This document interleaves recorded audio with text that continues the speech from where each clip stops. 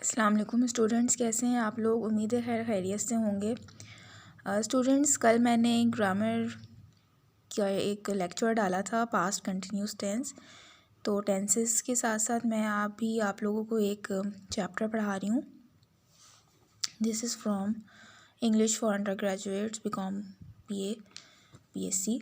और अब समझेंगे बीकॉम बीएससी क्या, एडीसी एडीएस और एडीए वालों की भी चाहिए। मेरे ख्याल से यही बुक है, यही सिलेबस है। तो मैं अब इसका आपको सेकंड चैप्टर है, फर्स्ट चैप्टर मैंने पढ़ा दिया था, मैं अब सेकंड चैप्टर पढ़ा रही हूँ। सेकंड चैप्टर है हमारे पास the age of the probot. This is the unit 2।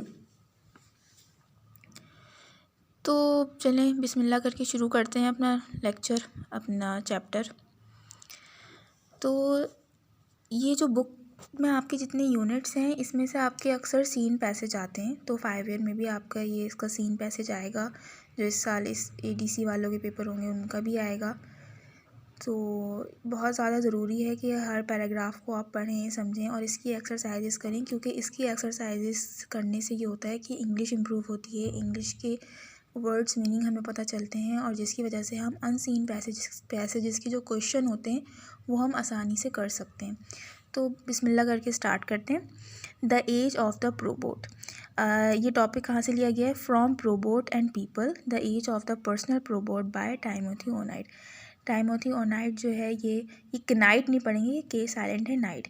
ये ऑथर राइटर का नेम है, और उनकी एक ये बुक है प्रोबोट्स एंड पीपल। उसमें से एक ये टॉपिक है द एज ऑफ द प्रोबोट। अच्छा, ये जो प्रोबोट है, बेसिकली आपने रोबोट सुना होगा, लेकिन ये प्रोबोट का क्या मतलब है? प्रोबोट का मतलब है, इसकी जो स्टैंडर्ड मीनिंग है वो ये है कि personal robot. So personal robot को कॉन्ट्रैक्ट कर दिया गया है तो वो प्रोबोट बन गया। ठीक है, पर्सनल रोबोट हो। हालांकि होता क्या है, रोबोट कहते हैं ना। अब रोबोट तो आप लोग को पता होगा कि क्या है। ठीक है, तो शुरू करते हैं अपने chapter. Imagine a morning not many years from now on which a man awakens after a long and safe slumber. Imagine करें कि एक सुबह उठी है, बहुत ज़्यादा आज से पुरानी बात नहीं है, जिसके एक आदमी उठता है बहुत ही लंबी और अच्छी नींद लेके। स्लम्बर का मतलब है यहाँ पे नींद। ठीक है, स्लीपिंग। थोड़ा सा बीकॉम में ग्रेजुएशन लेवल पे आ गए हैं, तो वर्ड्स थोड़े से ज़रा बहुत ही ज़्यादा सिंपल इंग्लिश नहीं, थोड़ी सी एडवांस इंग्लिश के वर्ड्स यूज़ करना सीखें। हर जैसे जो आप लोगों को सिंपल इंग्लिश के वर्ड्स पता हैं, कोशिश करें कि उससे थोड़ा सा लेवल अपग्रेड करके वो वर्ड्स आप लिखें, ताकि आपको हर चीज़ के एक थोड़े थोड़े सिनोनिम्स भी पता हों। जैसे कि स्लम्बर का मतलब नींद है, तो इस स्लम्बर का सिनोनिम क्या होगा? स्लीप। तो थोड़ा सा स्टैंडर्ड अपग्रेड करें अपनी इंग्लिश का। ठीक है। The night before, he drifted to sleep with absolutely no fear that his house would be robbed or that he would be in any danger. उससे एक रात पहले जब वो नींद की आगोश में गया था, तो उसको किसी बात का डर नहीं था। बिल्कुल बेखौफ होकर वो नींद की आगोश में गया था कि उसका हाउस जो है, कि उसके घर में कोई डकैती हो सकती है, या वो किसी भी किस्म की मुश्किल में आ सकता है। इसका मतलब ये कि जो रात को सोने से पहले जब वो नींद की आगोश में गया था, तो वो अपने साथ उस वक्त उसको किसी का डर नहीं था कि मेरे घर में कहीं चोरी ना हो जाए, या जो है मैं किसी मुश्किल में ना आ जाऊँ। वो बड़ी आराम से सुकून की नींद की आगोश में भी गया था, और खूब लंबा सो के वो अगले दिन सुबह उठा भी था। ठीक है। His house hold computer informs him that his breakfast is ready. अब ये अगले दिन सुबह की बात कर रहे हैं, जब वो उठ चुका है, कि उसका हाउस होल्ड कंप्यूटर जो है वो उसको बताता है कि उसका ब्रेकफास्ट रेडी है। So he proceeds to the kitchen to enjoy the meal that his kitchen robot has prepared. तो वो किचन की तरफ जाता है, जहाँ पे उसका जो किचन रोबोट है उसने उसका नाश्ता तैयार किया हुआ होता है। वो आराम से बैठ के अपना नाश्ता करते हैं। ठीक है, अभी तक 2 रोबोट की तो यहाँ बात आ चुकी है कि एक हाउस होल्ड कंप्यूटर है जो इन्फॉर्म कर रहा है भाई कि अब आपका नाश्ता वाश्ता हो चुका है। फिर किचन की तरफ जाता है तो किचन में काम करने वाला अलग रोबोट है। ठीक है। अच्छा, जब वो नाश्ता कर रहा था, as he eats he glances at the headlines of the morning news on the nearby video monitor Noting that unemployment has been virtually eliminated, the gross national product has increased 15% over the past year and his stocks are doing well. जैसे खाते वक्त वो newspaper morning का जो newspaper है उनकी headlines पे एक नज़र दौड़ाता है। ये जो ग्लैंस है ना, ग्लैंस का मतलब होता है कि एक सरसरी सी नज़र डालना। सरसरी नज़र समझते हैं कि सरसरी सी अखबार को देख लेना, सरसरी नज़र डालना, उसको कहते हैं ग्लैंस, ठीक है। डालता है और उसके साथ जो उसकी वीडियो मॉनिटर होता है उसमें जो उसकी मॉर्निंग की न्यूज़ होती हैं तो उसमें वो ये उसमें जो उसकी जो हेडलाइंस होती हैं उस न्यूज़पेपर की वो ये होती हैं कि बेरोज़गारी का तकरीबन ख़ात्मा हो चुका है। अनएम्प्लॉयमेंट का मतलब होता है बेरोज़गारी। और जो ग्रॉस नेशनल प्रोडक्ट है वो 15% बढ़ गई है पिछले साल से और उसके स्टॉक्स बहुत बेहतर काम कर रहे हैं। Before he leaves, he reminds the household robot to test the children on their math lesson, help them to revise their other subjects and finally join them in a game cage. अच्छा, घर से निकलने से पहले वो अपने house hold robot को remind करवाता है कि उसने बच्चों के मैथ के लेसन्स के टेस्ट लेने हैं, उनके कुछ दूसरे सब्जेक्ट उनको रिवाइज़ करवाने हैं और उसके बाद उनको गेम में भी ज्वाइन करना है। He then steps into his transportation vehicle which whisks him away to the office for a full 4 hours of work. उसके बाद उसका ये जो ट्रांसपोर्टेशन व्हीकल है, गाड़ी है, वो उसमें बैठता है, फिर वो ऑफिस जाता है 4 घंटे के लिए जहाँ पे उसको काम करना होता है। As he plans the remainder of the day, he decides to spend the rest of the afternoon playing racquetball with some friends followed by some good reading. और वहाँ पे उसका जो प्लान होता है, रिमाइंडर होता है डे का कि वो कुछ दोपहर का कुछ हिस्सा रैकेट बॉल खेलेगा अपने कुछ दोस्तों के साथ, उसके बाद फिर कुछ है ना कुछ अच्छा पढ़ेगा। After he eats his already prepared dinner with his family, he will work with one of the household computers for the rest of the evening, then drifted off to a pleasant sleep once more. अच्छा, फिर उसके बाद वो सब कुछ काम office वगैरह का काम करने के बाद रात को जब डिनर खाता है, डिनर लेता है जो उसने बनाया होता है रोबोट ने, अपनी फैमिली के साथ वो डिनर करता है। उसके बाद फिर हाउस होल्ड कंप्यूटर्स के साथ कुछ काम करता है। दैन उसके बाद फिर वो एक दो दफ़ा दोबारा ही नींद की आगोश में बहुत सुकून के साथ चला जाता है।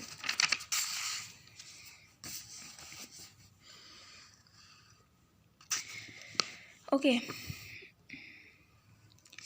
A day like this would make many people think that they were in utopia. Yet this little excerpt from the life of one man is not as possible as it might sound. अब ये जो दिन का एक आपको imaginary day बताया है जो हमने पीछे पढ़ा है, आप ये सब समझते होंगे कि ये सब हो सकता है यूटोपिया में। यूटोपिया क्या होता है? एक ऐसी जगह, जन्नत जैसी जगह, यानी कि इमेजनरी वर्ल्ड, इमेजनरी जो ख्वाबों ख़यालों की दुनिया होती है ना, उसको यहाँ पे यूटोपिया कहा है। तो उसमें से ये थोड़ा सा एक हिस्सा खुलासा लिया गया है जो आपको पीछे के पेज पे बयान किया गया है कि एक आम आदमी की लाइफ में ये चीज़ें पॉसिबल नहीं हो सकती रियलिटी में। In fact parts of the preceding story are already true for some people. हो सकता है इस पीछे की आपको जो स्टोरी बताई है उसमें से कुछ पॉइंट्स हैं, कुछ पार्ट्स हैं जो कुछ लोगों के लिए ट्रू हो सकते हैं, होते होंगे। The factor guiding us into the more productive, less strenuous and much more luxury lifestyle are centered around one thing, new technologies.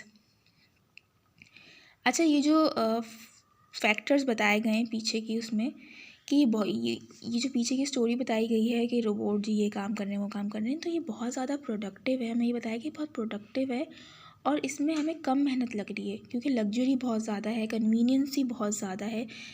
Productive but less strenuous and much more luxury lifestyle.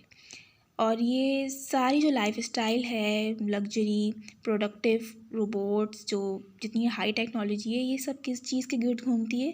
Technologies के ज़रिए, ठीक है। These exciting advance just emerging from the laboratories and factories include bio engineering, personal computers and extensive space exploration. However, a personal robot is one machine that will probably have a more profound and widespread effect on society than any other invention. The dream of this creation has been portrayed in plays, movies, and on television. Only is this excitement new tool beginning to demonstrate its potential. अच्छा, अब इसमें क्या है, देखिए मैंने ना जब मैं बीकॉम में थी तो मैंने जब पढ़ा था तो मैंने वर्ड्स मीनिंग लिखे हुए थे, तो उस वक्त की बुक है तो उस वक्त ही लिखे हुए, ठीक है। अच्छा, इसमें से अब क्या कह रहे हैं कि जो ये इतनी एक्साइटिंग सी एडवांस टेक्नोलॉजीज़ हैं, ये वाकई में कारआमद हो रही हैं, लेकिन सिर्फ कहाँ हो रही हैं, यानी जो रियलिटी में ये इमर्जिंग हुई हैं, जो एग्जिस्ट हुई हैं लेबॉर्ट्रीज़ में, फैक्ट्रीज़ में, और कुछ बायो इंजीनियरिंग, पर्सनल कंप्यूटर्स, ठीक है, एंड एक्सटेंसिव स्पेस एक्सप्लोरेशन. जो ये बड़े बड़े इदारे हैं, जैसे लेबॉर्ट्रीज़ हो गई, फैक्ट्रीज़ हो गई, बायो इंजीनियरिंग लैब्स हो गई, हमारे जो अपने पर्सनल कंप्यूटर्स हो गए, या स्पेस एक्सप्लोरेशन में कुछ इस तरह की रोबोट्स वगैरह हैं जो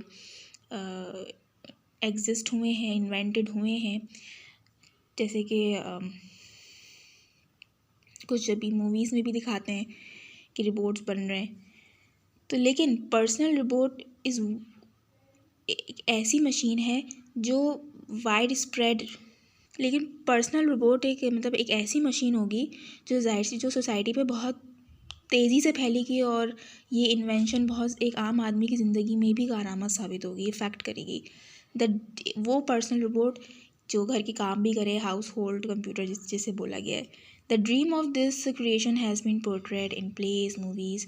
और इस तरह जो ये खुद जो ये रोबोट बनाने का जो घर के काम कर रहा है रोबोट, हाउस होल्ड जो कर रहा है, हाउस कोर्स जो कर रहा है, तो ये अभी तक सिर्फ मूवीज़ में, प्लेस में ही दिखाया गया है, टेलीविज़न में. तो but only now is the exciting new tool beginning to demonstrate its potential. Of course, new stories about the giant industrial robots and factories are seen frequently, and although these machineries are efficient, productive, and useful, our lives have not yet been altered dramatically by them. और अब बिल्कुल जो आजकल नई कहानियाँ आ रही हैं, जैसे जो बड़ी बड़ी इंडस्ट्रियाँ हैं उसमें रोबोट्स काम कर रहे हैं और बहुत ज़्यादा एफिशिएंट तरीके से, प्रोडक्टिव में और बहुत यूज़फुल हो रहे हैं फैक्ट्री के लिए, इंडस्ट्री के लिए. और हम लोगों की जो ज़िंदगी है वो इन रोबोट से कोई अफेक्ट नहीं हो रही है, यानी कोई ख़राब असर नहीं पड़ रहा है अगर किसी फैक्ट्री में वो लगे हुए हैं. सो बहरहाल, अब in fact there are relatively few robots actually working in factories. If this is the case, how will robot make such a dramatic effect on many people? वही बात जो मैंने अभी समझाई है. The fact that they will have a major effect on industry will be discussed later.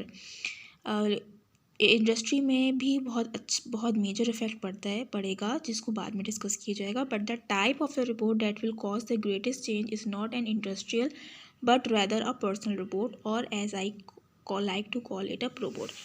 लेकिन जिस तरह की रोबोट की मैं बात कर रहा हूँ वो इंडस्ट्रियल नहीं है, वो एक पर्सनल रोबोट है जिसको मैं प्रोबोट बोलूँगा. जाहिर सी बात है इंडस्ट्रियल में जो रोबोट्स काम करेंगे वो सिर्फ इंडस्ट्री वालों को ही फ़ायदा देंगे, इंडस्ट्री को ही देंगे. लेकिन अगर जो पर्सनल रोबोट होगा वो पूरी सोसाइटी में, अगर घर में हर सबके पास होगा तो जाहिर सी बात है वो उनके काम में मदद करेगा, तो वो एक ज़्यादा इफेक्टिव चीज़ साबित होगी. So a probot is basically a computer with a body. Probot क्या है? एक बेसिकली कंप्यूटर है बॉडी के साथ, ठीक है. चलें, प्रोबोट्स पर डिज़ाइन, ये एक प्रोबोट बना हुआ है, design to entertain, communicate and help around the home. Robots will have a more immediate and direct effect on us than industrial robots, because personal robots will actually be in the home doing house chores, teaching the children and even walking the dog. जो robots हैं वो बहुत ज़्यादा immediate और direct effect करेंगे हमारी ज़िंदगियों पे इसके इंडस्ट्रियल रोबोट के मुकाबले पे, क्योंकि पर्सनल रोबोट जो हैं वो घर में होंगे, घर के काम करेंगे, बच्चों को पढ़ाएंगे और डॉग को बाहर भी लेके जाएंगे. Although industrial robots will eventually have a profound effect in both labor and productivity, it simply takes a longer time for their full impact to be felt. जबकि जो इंडस्ट्रियल रोबोट हैं वो भी थोड़ा सा इफेक्टेड साबित होंगे, लेबर पे भी, मजदूरी पे भी और प्रोडक्शन में भी, लेकिन उसको थोड़ा टाइम लगेगा कि वो थोड़ा इम्पैक्ट बाद में फील होगा. The robot and the computer are very closely related. In fact, the robot may be thought of as an extension of the computer. Computer और रोबोट आपस में बहुत ज़्यादा क्लोजली रिलेटेड हैं. अगर ये कहना चाहिए कि जो रोबोट है वो कंप्यूटर का ही थोड़ा एक्सटेंशन है, थोड़ा सा ही समझें कंप्यूटर का एक डीप एक्सटेंशन बॉडी है, तो ये गलत नहीं होगा. In the same manner the robot may have thought of an extension of the personal computer, that is the personal robot as a personal computer. That's a deal more. Like a home computer, a robot doesn't have human intelligence, but it can be programmed to perform many tasks such as teaching lessons, remembering and organizing large amount of information and entertaining people. घर के computer की तरह ही जो robot होगा वो उसके पास human intelligence नहीं होगी, लेकिन उसके अंदर प्रोग्राम फिट किए जाएंगे जिससे वो मल्टीपल टास्क कर सकता है, पढ़ा सकता है, चीज़ों को याद कर सकता है, ऑर्गेनाइज कर सकता है, इन्फॉर्मेशन बहुत ज़्यादा अपने अंदर ले सकता है, जमा कर सकता है और पीपल को एंटरटेन कर सकता है. However, because millions of people are already on home computer, the abilities of these machines are familiar to almost everyone. The power of the robot is still a mystery to many people, but its abilities, like any kind of robot, are really not difficult to understand.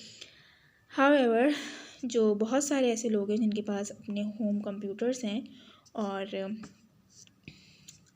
ये जो abilities एक computer में बताई हैं बिल्कुल वैसी ही एक robot में भी पाई जाएंगी, लेकिन रोबोट की जो पावर है ना, जो उसकी ताकत है, वो अभी भी बहुत सारे लोगों के लिए एक मिस्ट्री है. उन लोग को बहुत सारे लोग अभी तक यकीन नहीं करते कि ऐसा भी कोई रोबोट बन सकता है. लेकिन इसकी एबिलिटीज़ जो हैं वो इतनी ज़्यादा कोई मुश्किल नहीं है कि वो समझना आए. अब robot is basically a personal computer with a body. अब जो रोबोट है वो बेसिकली तौर पे एक पर्सनल कंप्यूटर है अपनी एक बॉडी के साथ. And if equipped with wheels is enable to move from one place to another. और अगर उसमें जो है हम व्हील्स लगा दें तो वो एक जगह से दूसरी जगह भी मूव कर सकता है. And if the body has an arm the robot may pick up, move and manipulate objects. और अगर हम उस बॉडी में 2 कंधे भी लगाते हैं तो वो चीज़ों को उठा भी सकता है, उनको एक जगह से दूसरी जगह रख भी सकता है और सलीके से चीज़ें जमा भी सकता है. The power of the robot to move itself and to use an arms give its tremendous potential. और ख़ुद रोबोट के अंदर इतनी ताकत है कि वो अपने आप को, अगर उसके आर्म्स लगा दिए जाएँ तो अपने कंधों के ज़रिए, अपने हाथों के ज़रिए वो बहुत ज़्यादा तेज़ काम कर सकता है. ठीक है, तो जी ये तो था चैप्टर. ठीक है, ये पूरा आपका चैप्टर था. अब यहाँ पे कुछ एक्सरसाइज हैं और ये कुछ ब्लैंक्स हैं और यहाँ पे कुछ हैं. मैं आपको सब बताऊँगी कि आप थोड़ा सा ना इसको देख लें. ये वाली स्लम्बर का क्या मतलब है, स्लीपिंग मैंने बताया था आपको, ये फर्स्ट पैराग्राफ में आया है. ड्रिफ्टेड का क्या मतलब है, टू गो और be carried along. Be drifted the sleep आया था, तो इसका ये मतलब है ना कि नींद की आगोश में चला गया, चले जाना. विस्क ये सेकंड पैराग्राफ में आया था. ठीक है, स्पीडी, विक्स करना, speedy. Preceding, before, Altered, change. Course, course कहते हैं कि कोई भी घर का काम हो जो कहते हैं जो होता है तो उसे हाउस कोर्स कहा जाता है. और ये 2-3 नीचे एक्सरसाइजेस हैं. बस आपको इम्पॉर्टेंटली ये है कि इसके ना इसके ये एक्सरसाइज करें और इसके ना हर पैराग्राफ को आप लोग ज़रूर पढ़िएगा क्योंकि इसके ना सीन पैसेजेस आते हैं. अब मैं आपको सीन पैसेज जो आया है वो दिखाती हूँ. स्टूडेंट, ये 2014 का प्राइवेट है. इसका सीन पैसेज ना ये आया है. A day like this would make many people think that they were in utopia. ये जो ना आया है the age of the robot से, और इसमें नीचे कुछ सवाल हैं.